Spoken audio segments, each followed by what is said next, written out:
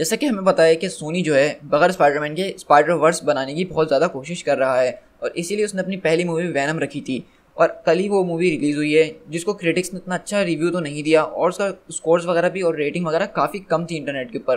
तो क्योंकि मेरी एक्सपेक्टेशन इस मूवी से काफ़ी ज़्यादा थी इसका ट्रेलर देखने के बाद, तो मैंने सोचा था कि ये मूवी मेरी एक्सपेक्टेशन के ऊपर उतरेगी, लेकिन जब मैंने कल मूवी देखी तो मुझे बिल्कुल भी ऐसा नहीं लगा। So guys, this is P tiger और आज की इस वीडियो में मैं आपके साथ करूंगा वैनम मूवी का स्पॉइलर फ्री रिव्यू। सो चलिए इस वीडियो को स्टार्ट करते हैं।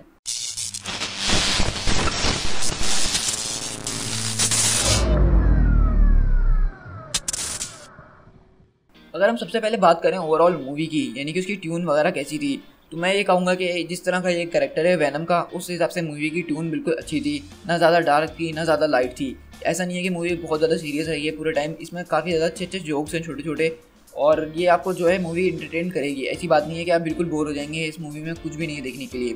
लेकिन इस मूवी में सबसे बड़ी जो कमी है वो ये थी कि इसकी स्क्रिप्ट जो थी वो काफ़ी ज़्यादा वीक थी।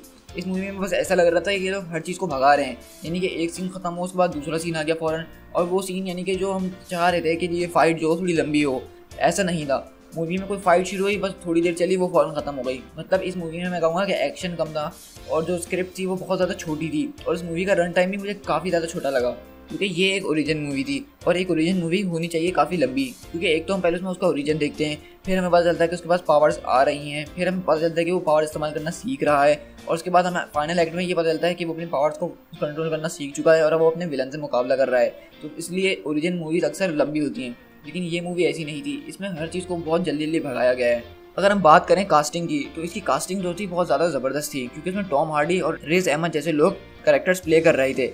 लेकिन मैं ये कहूँगा कि टॉम हार्डी तो मेरे बहुत ज़बरदस्त और फेवरेट एक्टर रहे हैं, क्योंकि वो एक वर्ल्ड क्लास एक्टर हैं। लेकिन इस मूवी के अंदर जो था उनका जो था इतना अच्छा कैरेक्टर मुझे नहीं लगा। एक क्या वजह ये हो सकता है कि उनके ऊपर जो उनका एडी ब्रॉक वाला जो कैरेक्टर दिया ना, वो ज़्यादा सूट नहीं करा। लेकिन मैं ये कहूँगा कि जैसे ही वैनम के साथ वो जुड़े हैं और जब वैनम आया है तो उसके बाद से उनका कैरेक्टर बिल्कुल चेंज हो गया, और तब जाके मूवी में असल मज़ा आया है। तो अगर ओवरऑल अगर हम टॉम हार्डी की बात करें तो उन्होंने काफ़ी अच्छी एक्टिंग करी है इस मूवी के अंदर वैनम के लिए। लेकिन एडी ब्रॉक का जो कैरेक्टर है वो उनके ऊपर इतना ज़्यादा सूट नहीं कर रहा था। और मिशेल विलियम्स का कैरेक्टर जो इन्होंने उनकी गर्लफ्रेंड का रोल प्ले किया है, मैं ये कहूँगा कि उनका रोल बस अच्छा था, लेकिन उस रोल की कोई इतनी ज़्यादा मूवी में ज़रूरत नहीं थी।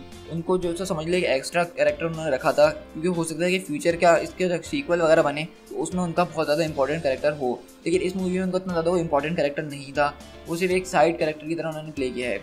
बात करते हैं रिज अहमद की, जिन्होंने कार्ल्टन ड्रेक का रोल प्ले किया है, जो कि लाइफ फाउंडेशन के CEO थे और वो जो थे फ्रॉइड सिम्बियोट से जुड़ गए थे। तो मैं ये कहूँगा कि इसमें जो विलन था मूवी का वो बहुत ही ज़्यादा कमज़ोर था।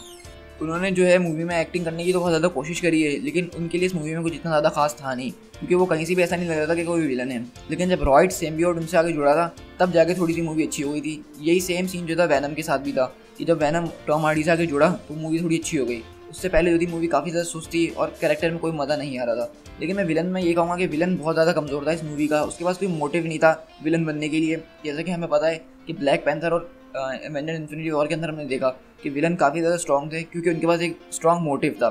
लेकिन इस मूवी के अंदर विलन बिल्कुल बेकार था, उसका कोई मोटिव नहीं था। अगर वो खाली रॉयड को ही विलन रखते तो मेरे ख्याल में इससे ज़्यादा चल जाता वो। मूवी में मुझे जो कुछ चीज़ें अच्छी लगी हैं वो ये हैं कि इस मूवी का जो सिम्बियोट एक्शन है, यानी कि वैनम किस तरह से काम करता है, उसकी क्या लॉजिक है, यानी इस मूवी में हमें बहुत अच्छी तरह से एक्सप्लेन किया गया है कि वैनम जो है खुद का एक जीता जाता चीज़ है। वो किसी और के ऊपर डिपेंड तो करता है, लेकिन सिर्फ इसलिए ताकि वो खुद जिंदा रह सके। मतलब वो बात करता है, वो सुनता है, वो समझता है, वो हर चीज़ करता है। ऐसा नहीं है कि वो बिल्कुल बेजान चीज़ है। क्योंकि इससे पहले जो हमने स्पाइडरमैन 3 के अंदर वैनम देखा था उसमें हमें वैनम के बारे में कुछ भी नहीं बताया था, बस वो एक अजीब सा उन्होंने एक सूट बना दिया था, जबकि ऐसा कुछ भी नहीं है। उसकी जो कैपेबिलिटीज़ वगैरह हैं वो हमने इस मूवी में सही से देखी हैं, और मैं ये कहूँगा कि ये वैनम जो था कॉमिक एक्यूरेट था। तो वैनम के लिहाज से अगर मैं बात करूँ तो इस मूवी को मैं फुल मार्क्स देना चाहूँगा, क्योंकि वैनम का इन्होंने बहुत अच्छे तरीके से इस्तेमाल करा है। उसके बारे में हमें सही से बताया कि वैनम है क्या चीज़ और वो क्या क्या कर सकता है, और दूसरे सिम्बियोट्स के बारे में भी हमें काफ़ी अच्छी तरीके से इस मूवी में पता चला है। और इस मूवी के जो वीक पॉइंट्स थे वो बस यही थे कि कैरेक्टर्स जो थे वो बहुत अच्छी तरह से बिल्डअप नहीं किए गए थे। इसमें बहुत ज़्यादा कमी थी। मैं ये कहूँगा कि इनको ज़रूरत थी अच्छी स्क्रिप्ट की। इनकी स्क्रिप्ट बहुत ज़्यादा कमज़ोर थी। अगर इनके पास एक अच्छी स्क्रिप्ट होती तो ये मेरे ख्याल में इससे अच्छा बेहतर कर सकते थे। लेकिन इसकी एक वजह ये भी है, क्योंकि टॉम हार्डी ने भी अपने इंटरव्यू में बताया कि तकरीबन इस मूवी का जो है 40 मिनट्स कट कर दिए गए हैं। जो कि फाइनल प्रोडक्शन में लाने के लिए इसको छोटा करा गया है। तो उनके मुताबिक वो ये कह रहे थे कि सबसे ज़्यादा मूवी के फेवरेट सीन जो थे उनके उसी 40 मिनट्स के अंदर थे, जिसमें उन्होंने सबसे ज़बरदस्त तरीके से इस वैनम के साथ सिम्बियोट का रोल प्ले किया है।